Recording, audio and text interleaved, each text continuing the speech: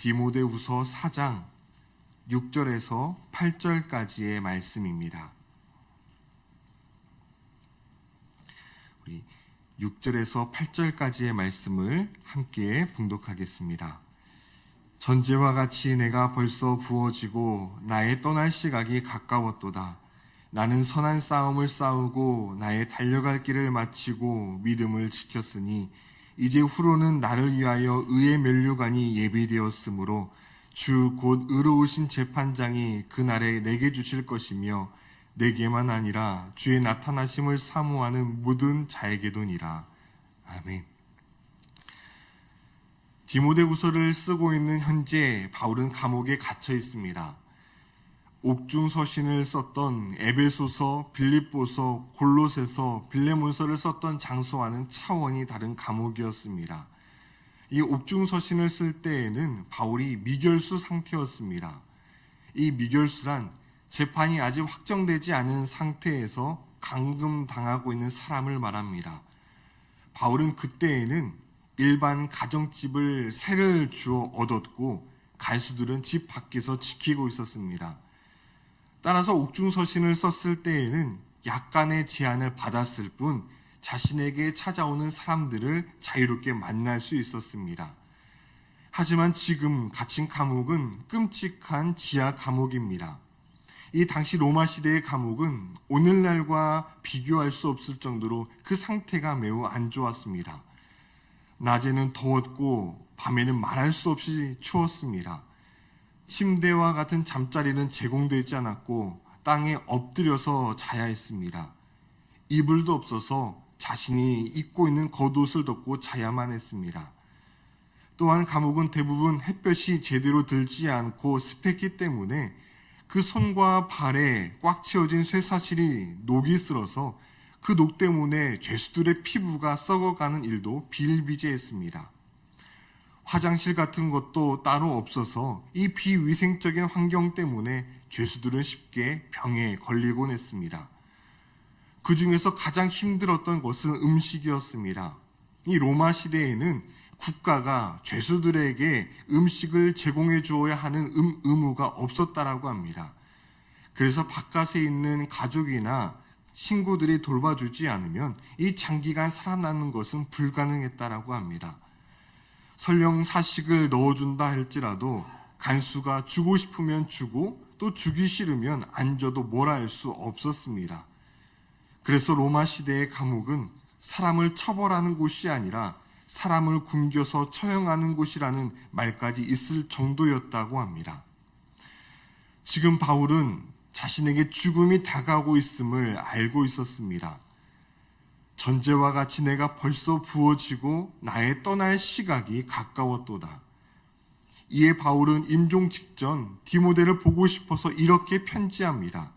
9절 말씀에 보면 너는 어서 속히 내게로 오라고 이야기합니다. 일평생 동안 복음을 위해 헌신하였지만 그의 말년이 참으로 초라하기 그지없습니다. 10절 말씀을 보면 대만은 이 세상을 사랑하여 나를 버리고 데살로니가로 갔고 그리스게는 갈라디아로 디도는 달마디아로 갔고 누가만 나와 함께 있었다고 말하고 있습니다. 지금 바울 주변에 지금까지 함께했던 동료들이 많이 남아있지 않았던 겁니다. 이 바울의 외로움을 가장 잘 표현하는 구절이 16절입니다.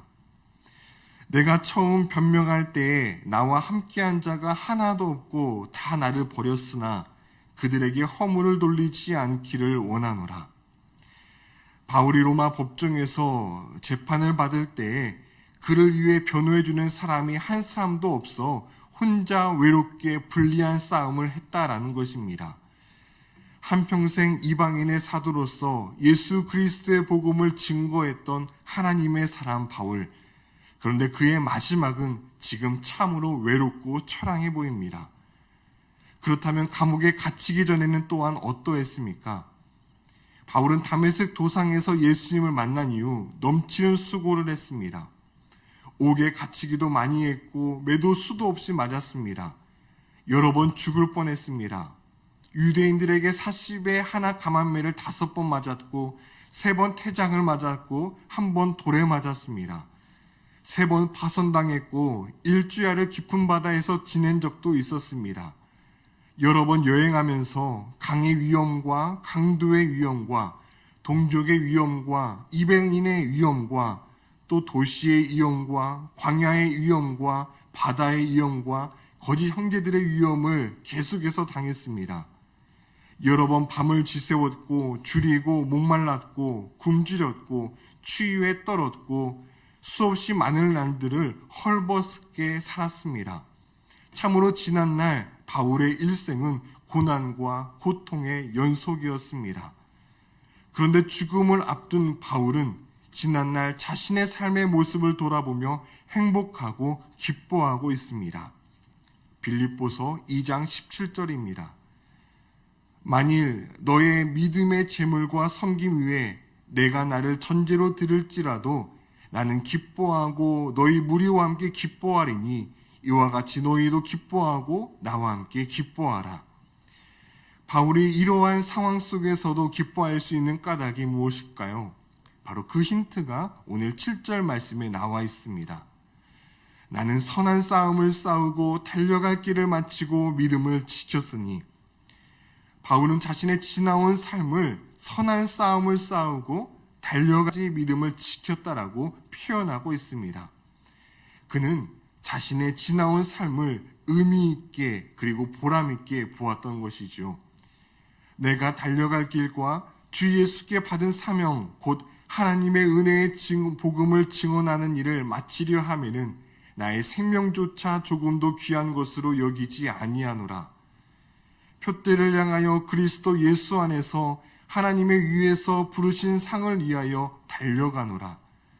바울은 자신의 지나온 순종의 삶을 돌이켜보았을 때 자신이 책임을 회피하지 않고 건성으로 하지 않고 달려가야 할 경주를 최선을 다해 달려갔다라고 자신의 삶을 뜻깊게 생각했습니다.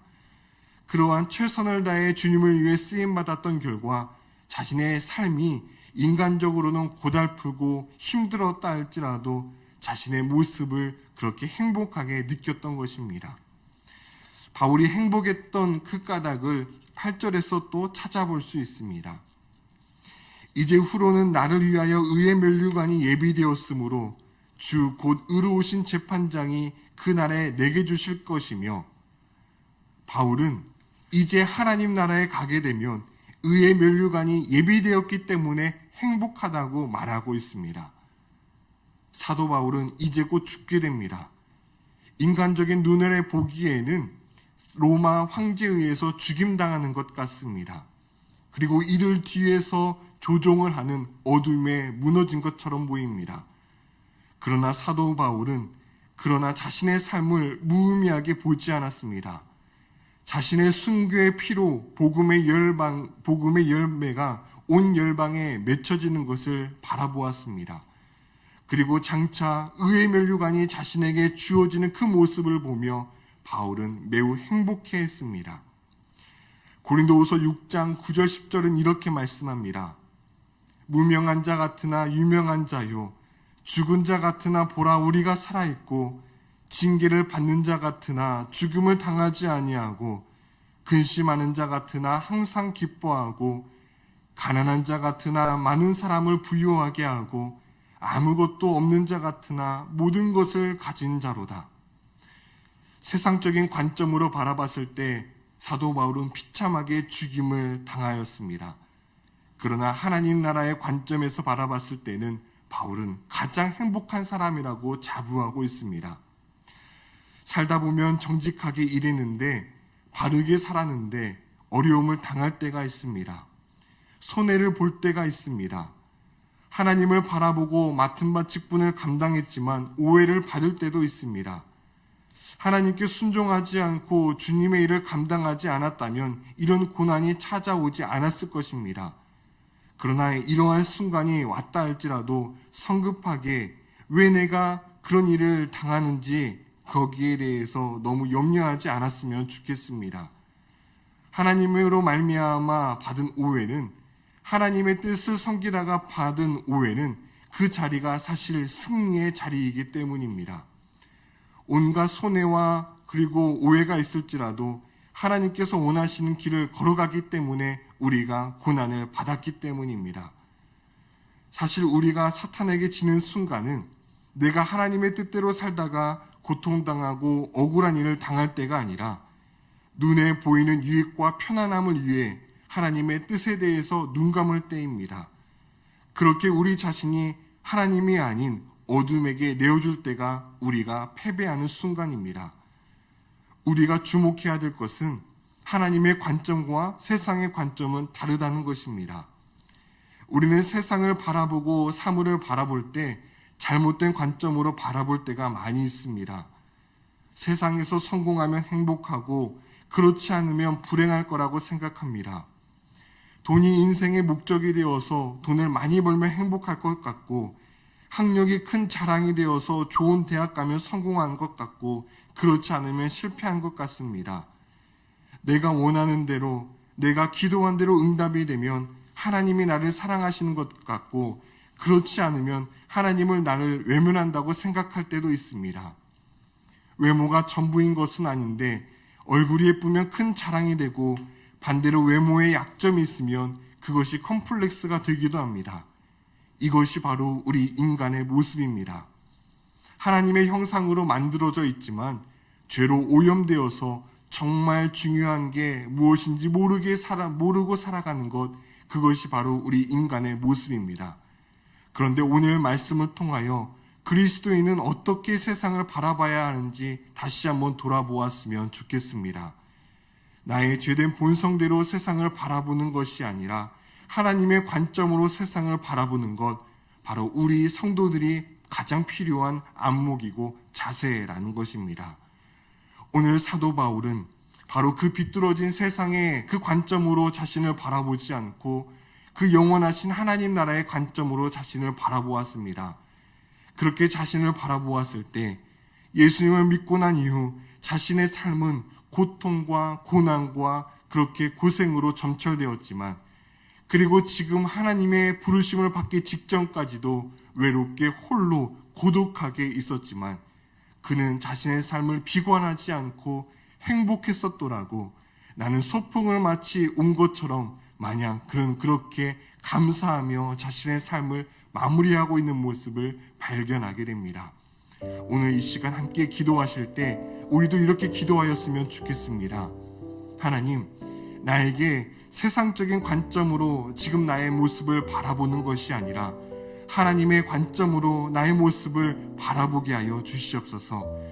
그리하여서 이제는 내가 세상적으로 이것도 없고 저것도 없고 부족하다고 나의 없는 것만 그렇게 바라보며 한탄하는 것이 아니라 하나님 나라에서 가지고 누릴 그 부유함을 위하여 감사하며 맛보며 살아갈 수 있는 우리가 될 수 있도록 하나님의 관점으로 나를 바라보고 세상을 바라볼 수 있는 그 눈을 우리에게 허락하여 달라고 우리 이 시간에 함께 말씀을 생각하면서 기도하도록 하시겠습니다. 기도하시겠습니다.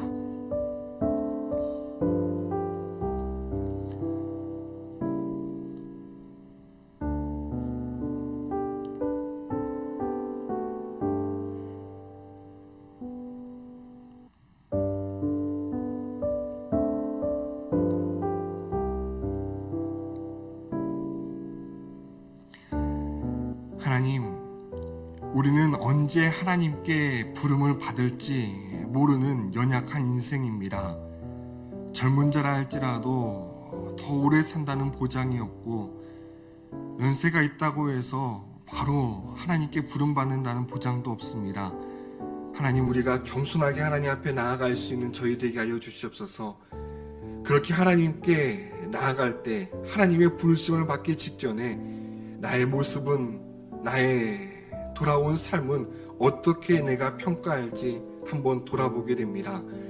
사도 바울과 같이 내 인생을 하나님 앞에 드림을 통하여 감사함으로 찬양함으로 내 인생을 마무리할지, 아니면 하나님을 사랑한다 하면서도 세상을 더 사랑함으로써 나의 인생을 후회함으로 아쉬움으로 마치며 살아갈지, 아버지, 우리가 후회함으로 점철되는 그 마지막 순간이 아니라 이제부터라도 우리의 삶에 돌이키게 하여 주시어 사도 바울과 같이 그 마지막 순간에 하나님 앞에 나아갈 때 감사함으로 찬양함으로 주님 부르시는 날 하나님 나라에 들어갈 수 있는 저희 모두가 될 수 있도록 이제는 저희의 가치관과 생각이 변화되어서 하나님을 위해서 쓰임받을 수 있는 저희 모두가 되게 하여 주시옵소서.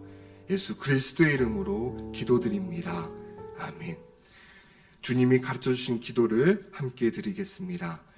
하늘에 계신 우리 아버지, 아버지의 이름을 거룩하게 하시며 아버지의 나라가 오게 하시며 아버지의 뜻이 하늘에서와 같이 땅에서도 이루어지게 하소서.